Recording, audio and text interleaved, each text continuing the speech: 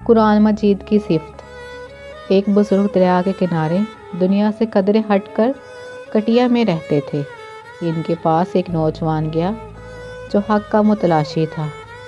اس نے سوال کیا کہ بابا جی بتائیے، بھلا قرآن پاک پڑھنے سے دل کا زنگ کیسے اترتا ہے جبکہ ہمیں سمجھ بھی نہیں آتی؟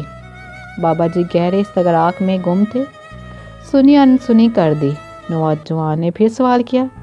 جب تیسری مرتبہ اس نے یہی سوال کیا تو بابا جی نے بیزارگی سے اسے جواب دیتے ہوئے کہا، جا وہاں کونے میں بالٹی پڑی ہے، اس میں سے کوئلے نکال کے رکھ دے اور قریب ہی دریا سے پانی بھر کر لا۔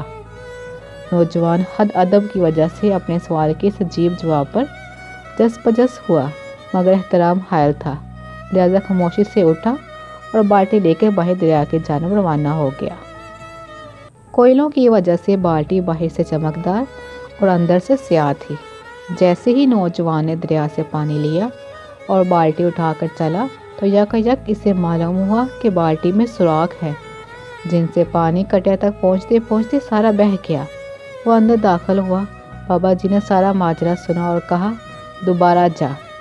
نوجوان سمجھ گیا کہ بابا جی کی بات میں ضرور کوئی حکمت ہے، لہذا بالٹی اٹھائی اور پھر چل پڑا۔ دوبارہ پانی بھرا، مگر پھر وہی ہوا کہ سارا پانی پہنچنے سے پہلے بہہ گیا۔ بابا جی نے سنا لیکن پھر کمال لاپرواہی سے کہا کہ جا پھر لا۔ نوجوان نے اس طرح کئی چکر کاٹے۔ جب تھک گیا تو بابا جی کو کہنے لگا، آپ نہ جانے کیوں میرے ساتھ یہ سلوک کر رہے ہیں جبکہ آپ دیکھ رہے ہیں کہ بالٹی میں کسی طرح سے پانی نہیں آ سکتا۔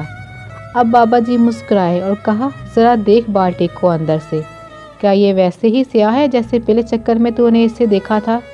نوجوان نے بالٹی کو دیکھا اور کہا، نہیں، اب تو یہ صاف ہو گئی، اتنی بار پانی جو بھرا ہے اس میں۔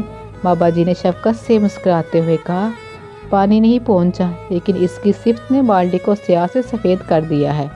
یہی قرآن پاک کی صفت ہے بیٹا، پڑھتا جا پڑھتا جا پڑھتا جا۔ اس کی صفات تیرے دل کو یوں ہی زنگ سے صاف کر کے اس دل میں موجود دنیا داری کے سوراخوں سے سارا زنگ بہا لے جائے گی۔